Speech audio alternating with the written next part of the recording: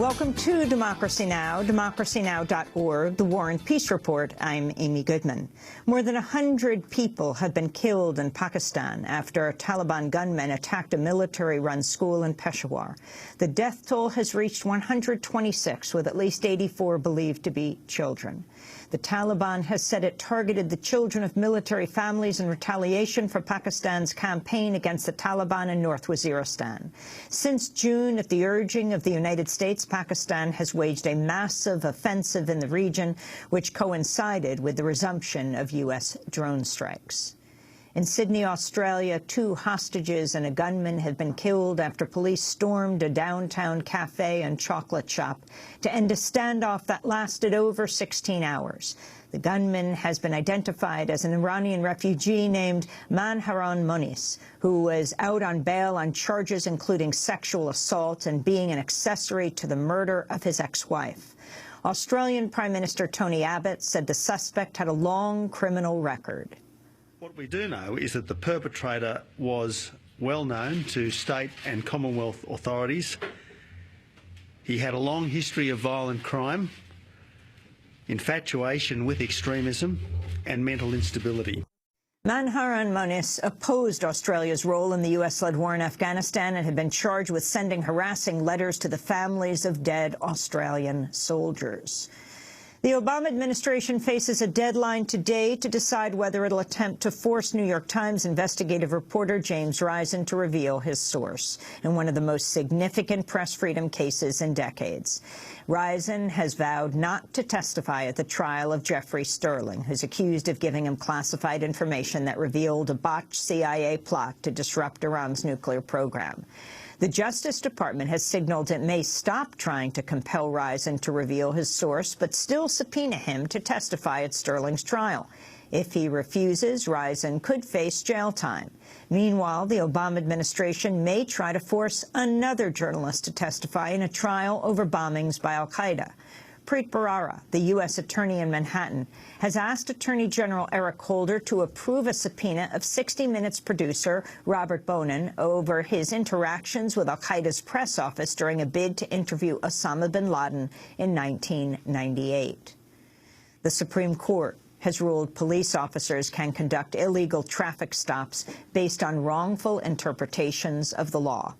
The case involved a man who was pulled over in North Carolina for having a broken taillight, even though a single broken taillight is not a violation in North Carolina. Police searched the man's car and found cocaine, resulting in a cocaine trafficking conviction. In an 8-to-1 decision, the Supreme Court upheld the conviction, saying the officer's mistake was reasonable. In a lone dissent, Justice Sonia Sotomayor wrote, quote, "One wonders how a citizen seeking to be law-abiding and to structure his or her behavior to avoid these invasive, frightening, and humiliating encounters could do so." The ruling comes amidst mass protests over unpunished police killings of unarmed African Americans. In Oakland, California, Monday, at least 25 people were arrested as protesters shut down entrances to the Oakland Police Department by chaining themselves to the doors and locking their arms together at a nearby intersection. One activist climbed a flagpole and raised a banner showing the images of African Americans killed by police. More professional athletes have joined the growing movement against police violence. During warm-ups Sunday, Cleveland Browns football player Andrew Hawkins wore a shirt which read "Justice for Tamir Rice and John Crawford." Both Crawford and 12-year-old Tamir Rice were killed by police in Ohio while holding toy guns. Cleveland's police union demanded an apology, calling Hawkins' protest pathetic and saying he should stick to playing football. But the Cleveland Browns team has refused to apologize. Hawkins defended his actions Monday, saying he was thinking of his 2-year-old son. The number one reason for me wearing the T-shirt was the thought of what happened to Tamir Rice happening to my little Austin scares the living hell out of me. And my heart was broken for the parents of Tamir and John Crawford, knowing they had to live that nightmare of a reality.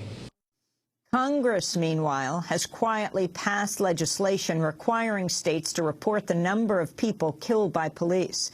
The move follows a Wall Street Journal report which found police killings are virtually impossible to track, with hundreds missing from the FBI's tally. The reporting requirement was previously passed in 2000 but expired in 2006. Relatives of victims killed in the massacre at Sandy Hook Elementary School have filed a lawsuit against the maker of the gun used to carry out the shootings. The lawsuit accuses Bushmaster of wrongfully selling its AR-15 rifle to civilians when it's designed for military uses, like penetrating steel helmets. The lawsuit came 2 years and 1 day after the shooting, which killed 26 people December 14, 2012. Since then, according to Mother Jones, school shootings have occurred every 5 weeks on average in the United States. In Pennsylvania, police are searching for an Iraq War veteran suspected of killing 6 people in a shooting spree that spanned 3 towns. Bradley William Stone remains at large after police say he killed his ex-wife and 5 of her relatives. The Senate has overcome opposition from the gun lobby to confirm President Obama's pick for Surgeon General. Vivek Murthy was tapped by Obama over a year ago, but the National Rifle Association held up his confirmation because he had called guns a health care issue. At age 37, Dr. Vivek Murthy is the youngest Surgeon General and the first Surgeon General of Indian American descent.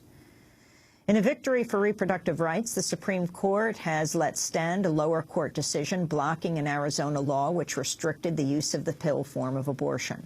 The law required the use of an outdated and cumbersome protocol for the medication mifepristone. The lower court found a law imposed an undue restriction on abortion. In the Philippines, prosecutors have charged a U.S. Marine with murdering a transgender woman in a case that has renewed anger over the presence of U.S. troops. Joseph Scott Pemberton is accused of strangling and drowning Jennifer Lott in a hotel toilet after discovering she was transgender. Under the terms of a U.S.-Philippines deal called the Visiting Forces Agreement, Pemberton will remain in U.S. custody in the Philippines. In Mexico, the federal government's facing new questions about its role in the disappearance of 43 students in the state of Guerrero. A report by the Mexican news magazine Proceso has found federal police participated in the attack, which the government has blamed on local police and a drug gang. The report coincided with a crackdown by federal police who reportedly attacked students and families of the disappeared as they organized a concert in Chilpancingo, the capital of Guerrero State. More than 20 people were injured in the clashes, including a journalist with the Associated Press. Pedro Lopez, a colleague of the missing students, said the attack was arbitrary. What took place was simply arbitrary compared to other events that have taken place. There wasn't any disturbance or social demonstration going on, but rather a completely cultural activity in which we were protecting the area, guarding the fencing that had been put in place for the event. And a new immigrant detention center, due to be the largest in the country, has opened in Dilley, Texas. The facility will imprison mostly women and children from Central America. It's operated by the private company Corrections Corporation of America, which has previously been sued for its treatment of immigrant children. Homeland Security Secretary Jed Johnson has touted the new facility as a deterrent to immigrants fleeing violence and poverty at home. And those are some of the headlines. This is Democracy Now!, democracynow.org, The War and Peace Report. I'm Amy Goodman. And I'm Aaron Mate. Welcome to our listeners and viewers around the country and around the world.